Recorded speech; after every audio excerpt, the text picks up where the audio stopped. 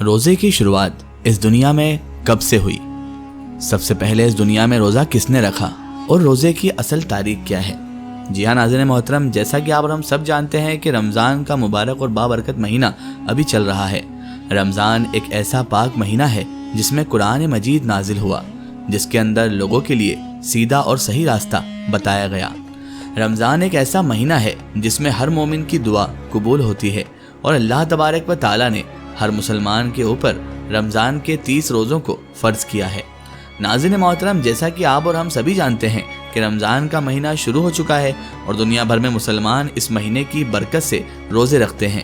لیکن کیا آپ کے دماغ میں بھی کبھی یہ خیال آیا ہے، کیا آپ نے بھی کبھی یہ سوچا ہے کہ مسلمانوں پر رمضان کے مہینے کے روزوں کو کب فرض کیا گیا، اور کیا ہم سے پہلے والی امتوں پر بھی یہ روزے فرض ہوا کرتے تھے؟ آج ہماری ویڈیو میں ہم آپ کو اسی حوالے سے تمام تر معلومات پیش کریں گے۔ ناظرین محترم، اللہ رب العزت نے قرآن مجید فرقان حمید کی سورہ بقرہ کی آیت نمبر 183 میں ارشاد فرمایا ہے کہ اے ایمان والو، تم پر ہم نے روزوں کو فرض کیا جیسے تم سے پہلے لوگوں پر فرض کیے گئے تھے، تاکہ تم اس مہینے کا احترام کرو اور پابندی کے ساتھ روزے رکھو۔ ناظرین محترم، رمضان میں جب روزدار روزہ رکھتا ہے اور اللہ تبارک و تعالیٰ کا حکم مان کر صبر کرتا ہے، تب اللہ تبارک و تعالیٰ اس روزے دار کو صبر کا بدلہ عطا فرماتا ہے۔ اس مہینے کی فضیلت برکت سے اللہ تبارک و تعالیٰ انسانوں کے رزق میں برکتیں اور رحمتیں نازل عطا فرماتا ہے، اور غریب سے غریب انسان کو اللہ کی نعمتیں ملتی ہیں۔ اسی لیے اس مہینے کو ماہ وسعت رزق کے نام سے بھی جانا جاتا ہے۔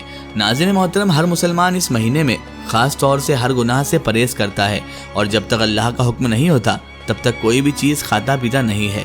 اگر ہم تاریخ اور مذہبی حوالے سے اسے دیکھتے ہیں تو حضرت آدم علیہ السلام کے زمین پر آنے کے بعد سے ہی روزے رکھنے کی شروعات ہو چکی ہے۔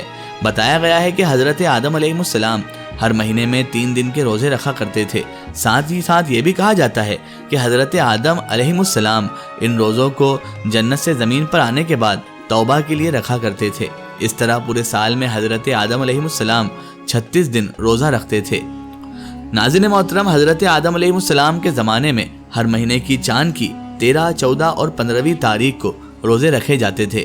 یہ وہ تاریخ ہے جب چاند پورا مکمل اور روشن ہوتا تھا، جسے آپ اور ہم 14ویں کا چاند بھی کہتے ہیں۔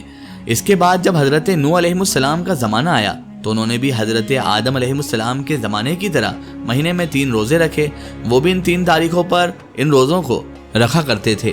ان روزوں کو طوفان نوح سے بچنے پر حضرت نوح علیہ السلام نے شکر کا نام دیا، لیکن حضرت داؤد علیہ السلام کے روزے کا طریقہ حضرت آدم علیہ السلام اور اللہ کے نبی حضرت نوح علیہ السلام سے تھوڑا الگ تھا، تھوڑا مختلف تھا۔ چنانچہ پیارے آقا، نبیوں کے سردار، رسولوں کے تاجدار حضور اکرم صلی اللہ علیہ وآلہ وسلم کے فرمان کے مطابق وہ ایک دن روزہ رکھتے تھے اور ایک دن افطار کرتے تھے، یعنی کہ پورے سال میں آدھا سال روزہ رکھتے تھے۔ اس کے علاوہ حضرت سلیمان علیہ السلام ہر مہینے میں 9 دن روزے رکھتے تھے، اور یہ روزے مہینے کی شروعات میں 3 دن، مہینے کے بیچ میں 3 دن اور مہینے کے آخر میں 3 دن رکھا کرتے تھے۔ اس کے علاوہ اگر بات کریں حضرت ابراہیم علیہ السلام کی، تو حضرت ابراہیم علیہ السلام بھی حضرت آدم علیہ السلام کے طریقے کے مطابق روزہ رکھا کرتے تھے، یعنی ہر مہینے میں 3 روزے۔ لیکن ناظرین محترم، یہاں پر کئی روایتیں یہ بھی بتاتی ہے کہ حضرت ابراہیم علیہ السلام پورے مہینے کے روزے رکھا کرتے تھے۔ حضرت موسیٰ علیہ السلام کے روزوں کا طریقہ سب سے الگ تھا۔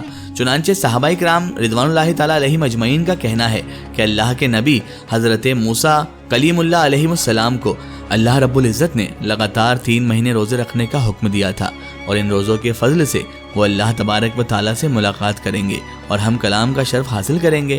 اور جب 3 مہینے روزے رکھنے کے بعد اللہ تبارک و تعالیٰ سے ہم کلامی کا دن آیا تو حضرت موسیٰ علیہ السلام کو یہ بات پسند آئی کہ اتنے دن روزہ رکھنے کی وجہ سے میں اپنے منہ کی بو کے ساتھ اللہ تبارک و تعالیٰ سے ملاقات کروں گا۔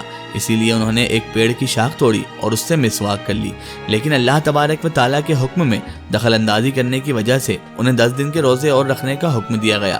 ناظرین محترم، قرآن مجید فرقان حمید ہدایت کی کتاب کے اندر حضرت مریم سلام اللہ علیہا کے روزوں کے بارے میں بھی بتایا گیا ہے۔ حضرت مریم سلام اللہ علیہا کا روزہ کسی کے ساتھ بات چیت نہ کرنے کا تھا، یعنی کہ خاموشی اختیار کرنے کا۔ اس کے علاوہ ناظرین محترم، قرآن مجید فرقان حمید ہدایت کی کتاب کی سورہ بقرہ کی آیت نمبر 183 حضرت آدم علیہ السلام سے لے کر تمام انبیاء اور پھر امام الانبیاء محمد الرسول اللہ صلی اللہ علیہ وآلہ وسلم تک تمام امتوں کو جوڑتی ہے۔ جیسے کہ ہر امت کے لیے نماز کا حکم کیا گیا تھا، اسی طرح ہر امت پر روزوں کو بھی فرض بتایا گیا ہے۔ پچھلی امتوں کے روزے حالتوں کے مطابق آج کی امت سے الگ تھے۔ روزوں کی تعداد اور یہ کب کس وقت کس حالات میں رکھے جائیں گے، ان سب چیزوں میں آج سے فرق تھا۔ رمضان المبارک کے روزے دوسری امتوں پر فرض نہیں تھے، لیکن حضرت محمد مصطفیٰ صلی اللہ علیہ وآلہ وسلم کی امت پر رمضان کے روزے ہجرت کے 1.5 سال بعد 10 شعبان المکرم سن 2 ہجری کو مدینہ منورہ میں فرض ہوئے۔ اللہ تبارک و تعالیٰ نے فرمایا کہ ماہ رمضان وہ مہینہ ہے جس میں قرآن کو نازل کیا گیا، جو لوگوں کی ہدایت کرنے والا ہے۔ ساتھ ہی فرمایا گیا کہ تم میں سے جو کوئی شخص بھی اس مہینے کو اپنی زندگی میں پائے اسے اس برکتی مہینے میں روزے رکھنے چاہیے، اور اگر کوئی شخص بیماری کی حالت میں ہے یا سفر کی حالت میں ہے اور اس کے روزے چھوٹ جاتے ہیں تو وہ بعد میں ان روزوں کو پورا کر سکتا ہے۔ ناظرین محترم، یہاں پر ہم یہ بھی جان لیتے ہیں کہ اللہ تبارک و تعالیٰ نے ہمیں ہر چیز میں آسانی دی ہے۔ اس کا ارادہ ہمارے ساتھ آسانی برتنے کا ہے، سختی کا نہیں۔ ہمیں اس مہینے میں روزے رکھنے چاہیے، اور اگر کبھی کوئی روزہ کسی وجہ سے چھوٹ جاتا ہے تو اس کے بعد میں پورا کر لینا چاہیے۔ ہمیں اللہ تبارک و تعالیٰ کی اس ہدایت پر شکر بھی ادا کرنا چاہیے۔ اللہ رب العزت کا کرم ہے کہ اس نے ہمیں رمضان المبارک جیسا ایک مبارک اور بابرکت مہینہ عطا فرمایا۔ ناظرین محترم، یہ بھی جان لیتے ہیں کہ حضور اکرم صلی اللہ تعالیٰ علیہ وآلہ وسلم کی امت سے پہلے یہود و نصارہ 10 محرم یعنی یوم عاشورہ کا روزہ بڑے ہی احترام کے ساتھ رکھا کرتے تھے۔ اسی طرح ہر مہینے کی 13ویں، 14ویں اور 15ویں چاند کی تاریخ کو امت نے روزوں کو بہت ہی احترام کے ساتھ رکھا ہے۔ چنانچہ حضور اکرم خاتم الانبیاء رحمت للعالمین حضرت محمد مصطفیٰ صلی اللہ تعالیٰ علیہ وآلہ وسلم نے پوچھا کہ تم 10 محرم کا روزہ کیوں رکھتے ہو؟ تو انہوں نے جواب دیا کہ اس دن ہمارے رب نے ہمیں فرعون سے نجات دلائی تھی، اور اسی دن سے راستے نکال کر ہمارے رب نے ہمیں دریائے نیل سے پار کرایا تھا۔ چنانچہ ہم نے اپنے رب کا شکر ادا کرنے کے لیے اس دن روزہ رکھا ہے۔ اس پر حضور اکرم صلی اللہ علیہ وآلہ وسلم نے ارشاد فرمایا، تم ہم سے زیادہ حقدار ہو، لہذا تب مسلمانوں کو حکم دیا کہ تم بھی محرم کے مہینے میں روزہ رکھا کرو۔ یہودی 1 روزہ رکھتے ہیں تو تم 2 رکھو، ایک 9 تاریخ کو اور ایک 10 تاریخ کو۔ اس کے بعد جب کچھ وقت گزرا تو 3 روزے ہر مہینے رکھنے کے لیے کہا گیا، جو کہ چاند کی 13ویں، 14ویں اور 15ویں تاریخ تھی۔ مسلمان اس دن روزہ رکھا کرتے تھے، لیکن جب رمضان المبارک کے روزوں کو فرض کیا گیا تب ان روزوں کو سنت روزے کا درجہ دے دیا گیا۔ ناظرین محترم، رمضان کے مہینے کے بارے میں حضور اکرم خاتم الانبیاء رحمت للعالمین حضرت محمد مصطفیٰ صلی اللہ تعالیٰ علیہ وآلہ وسلم نے ارشاد فرمایا کہ جب اس مہینے کی پہلی رات آتی ہے تب آسمانوں کے دروازوں کو کھول دیا جاتا ہے، اور پھر یہ دروازے پورے مہینے تک کھلے رہتے ہیں، بند نہیں کیے جاتے۔ اور جب اس مہینے کی آخری رات آتی ہے تو اللہ پاک ہر روزے دار کی مغفرت فرما دیتا ہے۔ ناظرین محترم، روزہ رکھنے کے فائدے کیا کیا ہیں؟ کیا آپ جانتے ہیں؟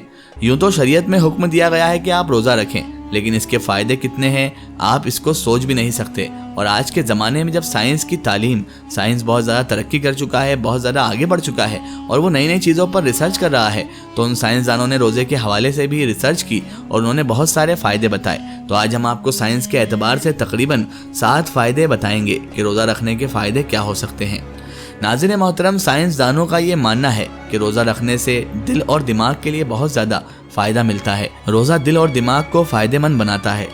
دوسرا فائدہ، جو شخص روزے میں رہتا ہے تو اس کا بلڈ پریشر نہ ہائی ہوتا ہے نہ لو ہوتا ہے، بلکہ جتنی ضرورت ہوتی ہے اتنی ضرورت میں اس کا بلڈ پریشر رہتا ہے، جسے آپ کہتے ہیں بلڈ پریشر نارمل ہے۔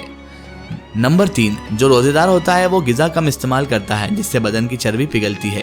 نمبر 4، جو روزے دار ہوتا ہے، جو روزہ رکھتا ہے، اس کا نظام ہاضمہ یعنی کہ ڈائجسٹو سسٹم جو ہوتا ہے وہ بھی بالکل صحیح ہو جاتا ہے، اور ڈائجسٹو سسٹم کو بھی آرام ملتا ہے، اور سیدھا سیدھا اس کا جو اثر ہوتا ہے وہ جگر یعنی کہ دل پر دکھائی دیتا ہے۔ اس کے علاوہ ناظرین محترم، روزہ رکھنے سے انسان کئی بڑی بڑی بیماریوں سے بچتا ہے، جو کہ اس کا 5واں بڑا فائدہ ہے۔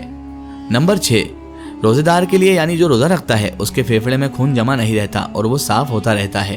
نمبر 7 اور آخری، خون میں غذائی مادہ کم ہو جاتا ہے، جس سے ہڈیاں مضبوط ہوتی ہے۔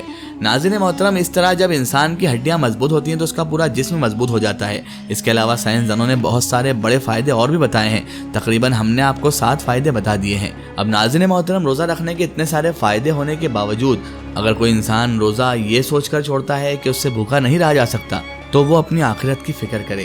اللہ تبارک و تعالیٰ ہر دل کے حال سے روشن ہے۔